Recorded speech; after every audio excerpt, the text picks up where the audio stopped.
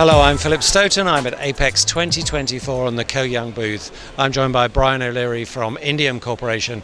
Brian, pleasure to talk to you. You're seen as the expert in EVs, but it's actually the whole automotive market that you're looking at for Indium and studying. And the market's just moving so fast. There's so much change happening internationally, so much change happening with drivetrains, so much change happening with the technology that is in cars. Feels like we're in a bit of a hiccup phase with EVs, but everything else seems to be powering on. What are the biggest trends you're seeing at the moment? Well, first to just say a little bit of a hiccup. I think what's happening is a lot of EV companies have sold their shareholders and their boards of directors that we're going to sell X number of vehicles. Well, guess what? The market is becoming exceptionally competitive, and they're not grabbing the share or getting the orders that they expected. That by no means it's slowing down. As a matter of fact, it's slowing down a bit in terms of sales per EV manufacturer, but if you look at the overall market, it's still growing, and it's growing much more rapidly than like combustion-based vehicles.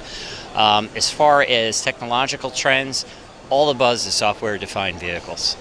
Yeah, that's interesting. Talk to me about how that looks. It's basically basing a vehicle on a platform, and then new generations are really just downloaded from the cloud as software. So software-defined vehicles is still kind of a nebulous term, but generally what you can think of it as is an architecture that has been somewhat bifurcated. Hardware is built kind of independently from the software. And in the old days, it was the hardware was built and the software was just something you kind of added on. You had machine language burnt into chips. That's all changed. You know, NVIDIA Snapdragon or Qualcomm, high-power chips are driving ADAS, autopilot, all these functions. But what's also interesting is it enables for updates, and Tesla was really the pioneer of over-the-air updates. It allows for the vehicle to have continuous improvement after it's left the factory floor. For the automotive maker, it allows them to monetize new features like subscriptions. We're all hooked on subscriptions. So it could be a new feature in the vehicle that has a mechanical element, like, you could say like rear wheel steering. Maybe you have to pay extra money to have that enabled, otherwise it's shut off. I mean, this goes on and on and on and on. Or maybe it's if it's an electric vehicle, if you get this feature, you'll increase your charging time by 10 minutes, that kind of thing. Okay, so a lot of features being added there. The other trend we're seeing in the automotive industry is obviously with EVs we're seeing differences in terms of geographies. I was in Scandinavia recently and I was blown away by how many EVs there were on the road, especially when I'd been reading that cars in New Hampshire weren't working because it was a really cold winter. They seem to be able to do it in the Arctic Circle, so should be able to do it there. There's a definite change in geographic trends there, but also in where those cars are manufactured. You mentioned China earlier.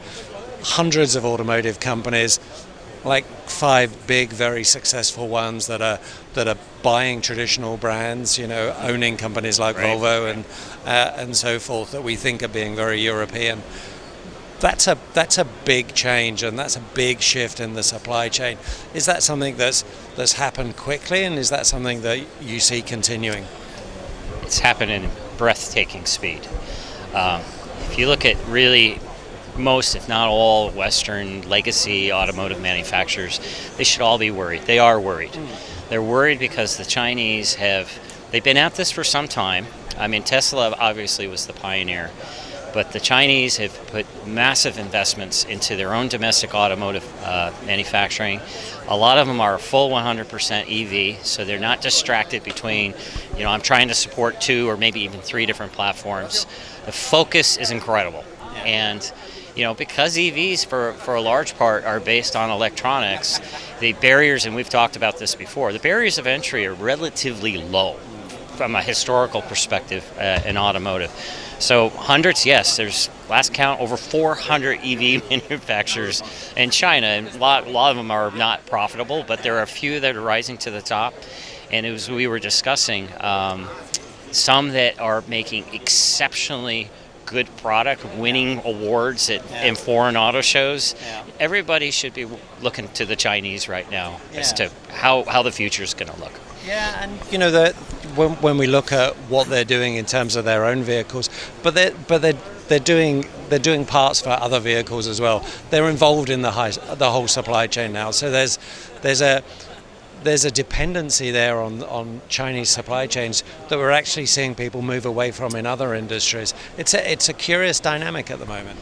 Yeah, supply chain is kind of it's the bugaboo in automotive. I mean, we all went through it with the chip shortage, and it really had a pretty negative impact.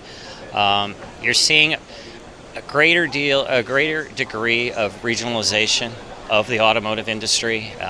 You look at any of the major players; they're putting footprints in major markets like China, India, throughout Southeast Asia, and even Europe. And take the case of like BYD, which is in the news all the time, as having recently surpassed the biggest EV manufacturer, and that being Tesla.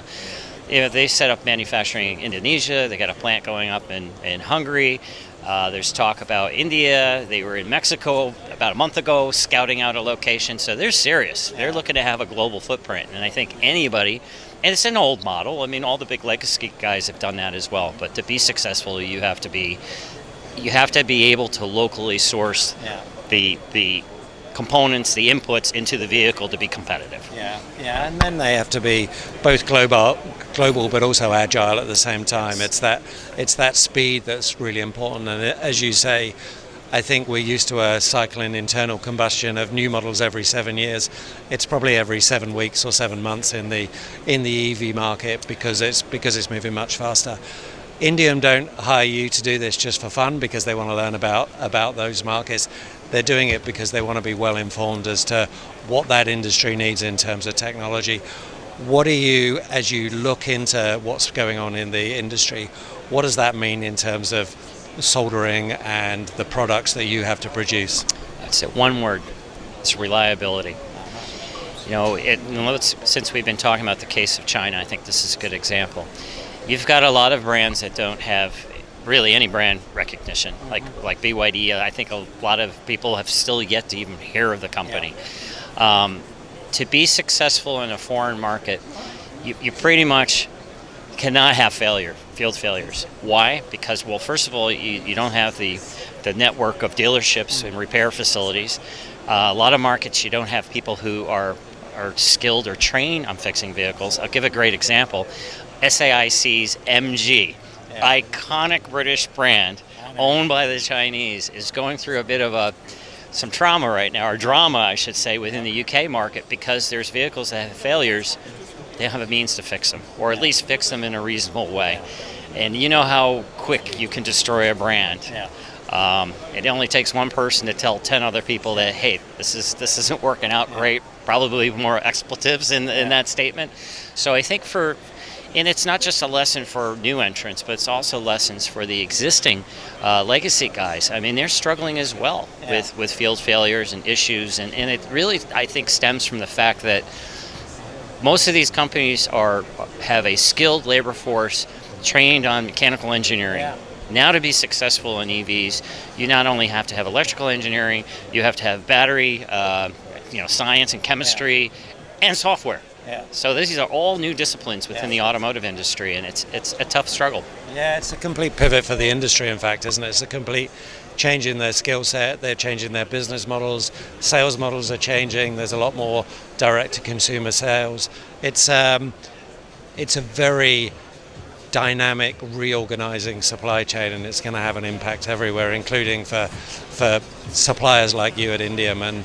And as you say, reliability has always been the watchword for the industry, but it has to be reliability in electronics now. I think what's interesting from a consumer point of view is my behavior has definitely changed in terms of when I'm looking at a new vehicle and technology, whether it's because it's EV or whether it's in an internal combustion, the technology inside the car has become a key part to what that buying decision is. That's a big change, isn't it? It's funny you say that. You talk to any veteran automotive professional, and they'll tell you we don't like to put tech in the vehicle because it's something that can break. because of reliability. You're just adding complexity.